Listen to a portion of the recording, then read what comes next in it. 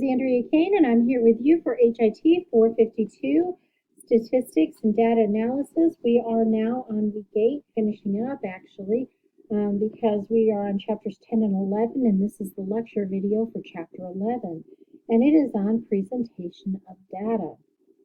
If you want to follow along in your textbook, I am on page 195. And I think you've seen a lot of this information before. I would be very surprised if it's relatively new to you, because we talked through a lot about graphs throughout the HIT program. But there might be a few surprises in here, so let's take a look together and see what we find. Our learning objectives, according to the book, are to explain, differentiate, and apply the following terms: nominal, ordinal, interval, and ratio, and discrete and continuous data, distinguish between tables and bar graphs, pie charts, line graphs, histograms, frequency polygons, pictograms, scatter diagrams, and know how to choose the appropriate one to use, and create tables and graphs to display statistical information, as well as prepare the basic elements of a report. So types of data. So let's start out by talking about descriptive statistics. This is the most common type of statistics that you will encounter. It describes populations such as patients, medical services, nursing units, hospital departments. It could be diagnoses, could be procedures, could be different things like that. They provide a general overview of the features of a set of data and can assume a number of different forms like tables and graphs. There are two types of scales of measurement of categorical data: nominal and ordinal. And this starts here at the bottom of the page. So we talked about descriptive statistics. Now we've moved on to categorical data. So this is data that's collected and then sorted or divided into groups. The scales of measurement are either nominal or ordinal. Nominal is the lowest point, is the point on the lowest level of measurement. It means pertaining to a name. Observations are organized into categories. There's no real order within these categories. It could be, for example, true, false, male, female, types of insurance carriers, patient occupations, those types of things. Numbers can be used to represent categories, which of course makes things even more complex. Ordinal data, these are values in ordered categories. In fact, the word ordinal means to put something in order. On the ordinal scale, only the order of the numbers is meaningful, not the values themselves. So the intervals or distances between categories are not necessarily equal. So, for example, head injuries may be classified according to the level of severity, where 4 is fatal, 3 is severe, 2 is moderate, and 1 is minor. That's ordinal. You put it into order. A natural order exists amongst the groupings. Usually the largest number represents the most serious level of the injury. The order could be revised, and intervals between the ordered categories are not assumed to be equal. Moving on to numerical data. There's two types of numerical statistical data. One is interval, the other is ratio. And this is on page 197. Interval data is a type of data that represents observations that can be measured on an evenly distributed scale, beginning with a point that is other than true zero. So you don't have zero. The example they give us here is temperature in Fahrenheit degrees. The intervals between the values are the same. The most important characteristic is that the intervals between the values are equal. Ratio data, on the other hand, is the scale of the highest level of measurement. On the ratio scale, there's a defined unit of measurement, a real 0 point, and the intervals between the successive values are equal. Ratio data can be displayed with units of equal size placed on a scale starting with 0 and then manipulated mathematically. So the example they're giving us here is age.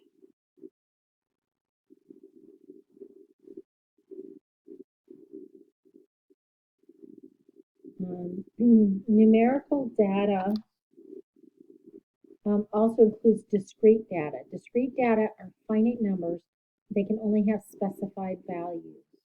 So, for example, the number of children in a family can have 2 or 3 children, but they can't have 2.25 or 3.5.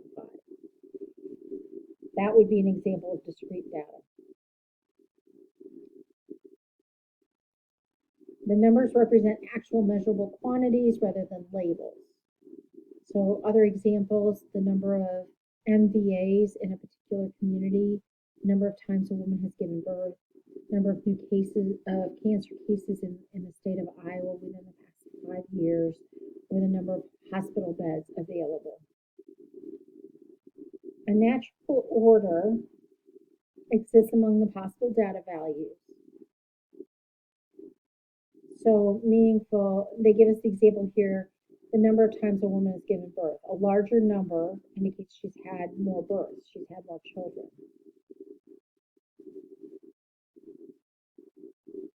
Continuous data, on the other hand, and this is on page 198 underneath discrete data, continuous data is a measure of quantity that will usually be continuous, and it can take on a fractional value. So, for example, a patient's temperature may be 102.6. Someone's height could be 5'10" or 5'10 and a half. You could be, how you describe your age. A lot of times with kids, they'll say, I'm 10 and a half now. Or in 3 more months, I'll be 11. Those types of things. The only limiting factor for continuous observation is the degree of accuracy. So age can be categorized into ranges. Measurements on the interval and ratio scales can be grouped because interval and ratio variables are continuous. Let's talk about tables. Tables are an orderly arrangement of values that group data into rows and columns. You can do almost any type of quantitative information when you're building your tables.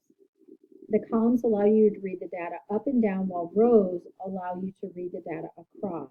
So columns and rows need to be labeled. An example of this is table 11.1 at the top of page 199, where they're showing you patients discharged.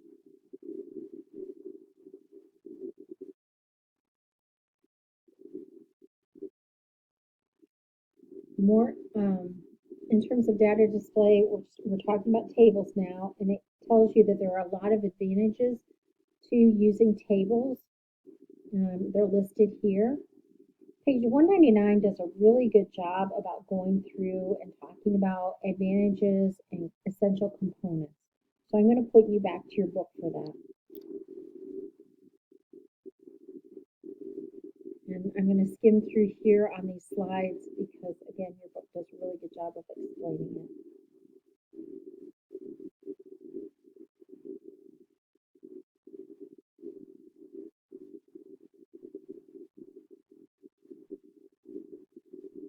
All right, frequency distribution tables. This starts at the bottom of page 200. General rules for choosing the classes or categories into which the data are to be grouped in the range of age is what you want to do with a frequency table. You don't want to use fewer than 5 or more. You don't want to use fewer than 5 or more than 15 categories because it gets too busy. Your categories need to be well defined and grouped in such a way that it makes sense in terms of the grouping.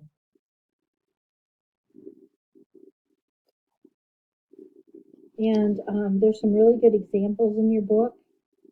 I really like table 11.5 and table 11.6. They give you examples of good frequency distribution tables.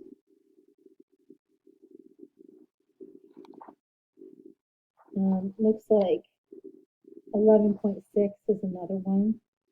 It's easy to read. When you look at these, they're easy to read, they're clean, they are not confusing, they're labeled appropriately, those types of things. Moving on to graphs, and this is on page 208. Graphs are the best means for presenting data for quick visualization of relationships. Tables are wonderful, But if you're trying to help people to see the trend quickly, you want to convert a table into a graph. They do have a lesser degree of detail unless you include a small table underneath your graph. Sometimes you need to do that. But it's a way for people to really see what the trend is without having to dig through enormous amounts of data. Your graphs need to be easy to read, simple in content, and correctly labeled. Some guidelines for creating graphs. These are listed at the bottom of page 208. And again, I'm going to refer you back to your book because it says it all.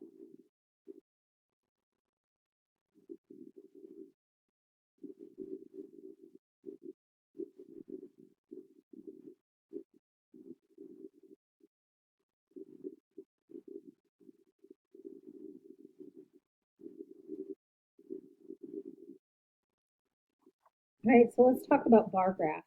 And they give you some really good examples of bar graphs starting on page 209. So again, I'm going to refer you back to your book, but they're really appropriate for displaying categorical data, and you want to limit it to just 2 or 3 variables. Otherwise, it just gets crazy and challenging to read. Pie charts start on page 212 at the very bottom and then go into 213. Again, they give you examples of this. My biggest thing with pie charts is make sure that the pie represents 100%. So I sent you a message about week 6, our case 7-9 that you did. If you used a pie chart, it needs to add up to the sum of 100%. So if you had total infections, that should never be a piece of the pie. That should be the entire pie, and all the pieces should add up to whatever that total is. Line graphs. These start on page 215. They're used to really show data over time. The x-axis always shows the time period. The y-axis always shows the values of the variable. These are line graphs are also known as run charts. So make sure you know that as well. All right, moving on to histograms. These are, where do they show you histograms? Or don't they? Oh, I'm sorry. In your book, they skipped over scatter diagrams. This is on page 219. I don't have a slide for this. I'm not sure why they didn't put a slide in for scatter diagrams, but okay. On page 219, they show you examples of those. Scatter diagrams are also called a scatter plot. They're used to show the relationship between 2 numerical variables. And what they want to do is you want to see, is there some type of correlation between the two? Is there a relationship? Not necessarily cause or effect, but could they be related? Could they both be happening at the same time is a little bit more of what they're looking at. So I would encourage you to take a look at that, pages 219, 220, 221, for scatter diagrams. Now on to histograms. This is page 222. Histograms represent frequency distributions for continuous numerical data, whether that's an interval or a ratio. They're a bit different than bar graphs. And remember, these are frequency tables. So some really good examples here are figure 1111 and figure 1112.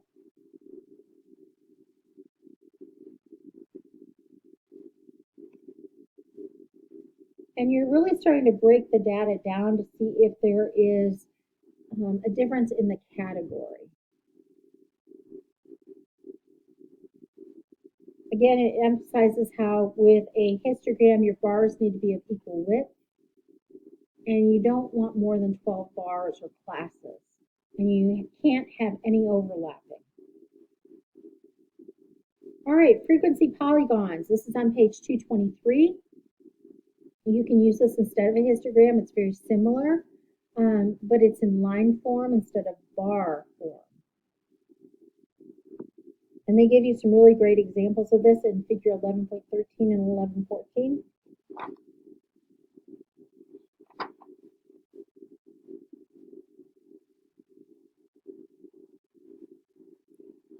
All right, pictograms.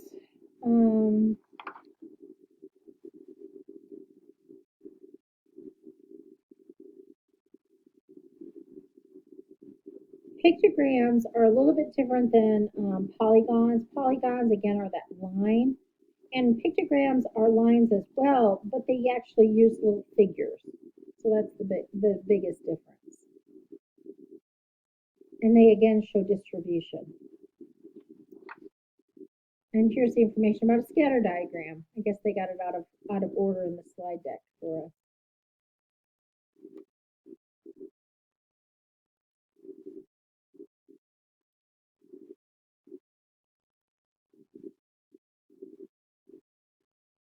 And this is still on scatter diagrams.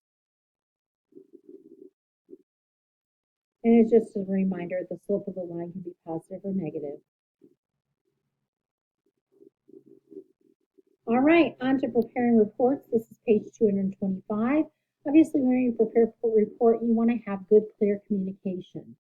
One of the struggles that I think everyone has when you prepare a report is it's really hard not to interpret the data. And you can interpret the data, but you have to be really careful you don't have a bias when you interpret the data, that you're not influencing people one way or another. You want to just give them the data objectively. Here's what you see the trends are. And here are where the correlations are. And let them draw conclusions, ask questions, those types of things. Obviously, the type of audience will determine the type of report to prepare. If you work for an HIM director and she asks you to prepare a report, it may look very different than something you turn into the medical staff or to administration. It just is going to depend. Oops. Let's see here. There we go. A lot of times healthcare administration does have a format on how they want reports prepared and presented, and they'll give you that. You always need a title on your report. If you're going to use more than just a couple of graphs or tables, you need a table of contents. You typically need some form of introduction if this is a very formal report, and you want to include tables, graphs, summary data. You also want to include research information or resources that you use to prepare your report. Again, you may need to have a narrative section to explain the historical data and factors that may be influencing the data. Again, as I said, you need to make sure that you include the sources of your data and any sources or references of other information you bring in.